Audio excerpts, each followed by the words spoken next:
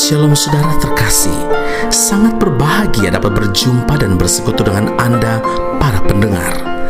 Efesus 5 ayat 17, sebab itu janganlah kamu bodoh, tetapi usahakanlah supaya kamu mengerti kehendak Tuhan.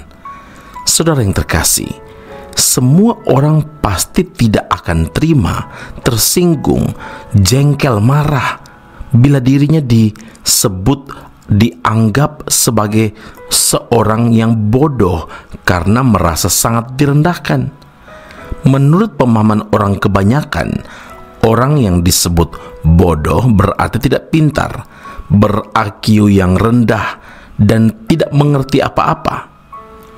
Berbicara tentang kata bodoh, sesungguhnya bukan semata-mata berkaitan dengan tingkat kecerdasan yang rendah atau kualitas intelektual dan tingkat pendidikan yang dimiliki seseorang, melainkan berkaitan erat dengan sifat, dengan sikap, dengan perilaku, karakter, keputusan, atau pilihan yang diambil oleh seseorang dalam menjalani kehidupan sehari-hari.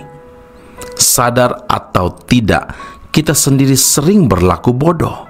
Apa yang firman Tuhan katakan tentang orang yang bodoh?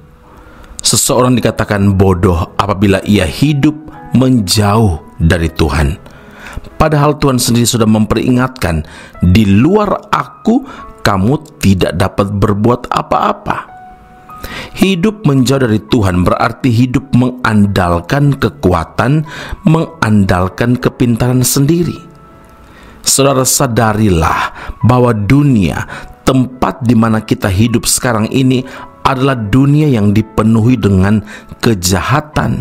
Di mana-mana ada jebakan, ada jerat iblis.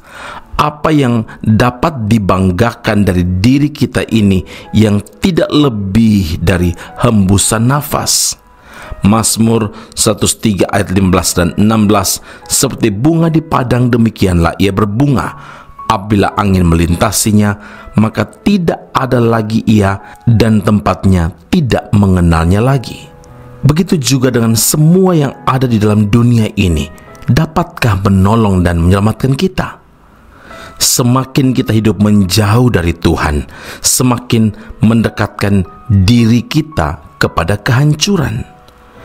Kita disebut bodoh bila kita tetap saja hidup dalam ketidaktaatan. Kita disebut bodoh bila kita tetap saja hidup dalam dosa. Matius 7 ayat 26, Tuhan Yesus berkata, tetapi setiap orang yang mendengar perkataanku ini dan tidak melakukannya, ia sama dengan orang yang bodoh yang mendirikan rumahnya di atas pasir. Saudaraku, ketika Saul tidak mengikuti apa yang diperintahkan Tuhan, ketika Saul tidak taat kepada Tuhan, berkatalah Samuel kepada Saul, perbuatanmu itu bodoh. Alkitab secara tegas menyatakan bahwa jika seseorang sudah tahu kebenaran tetapi dengan sengaja berbuat dosa, maka tidak ada lagi korban untuk menghapus dosa. Ibrani 10 ayat 26. Karena itu saudara, ingatlah, seorang percaya tidak seharusnya berlaku bodoh, tetapi sebaliknya hidup seturut dengan kehendak Tuhan. Amin. Mari kita berdoa.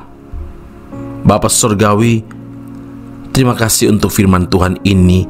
Semua kami yang mendengarkan firman ini, tidak seorang pun ingin disebut sebagai orang bodoh.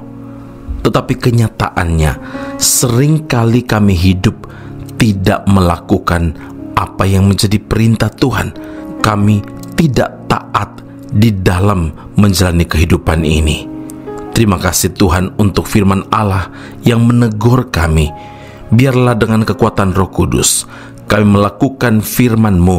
Hidup kami benar, langkah-langkah kami diatur oleh Tuhan, dan kami taat sehingga kami hidup benar di hadapan Tuhan, dan kami mengerti apa yang menjadi kehendak Tuhan.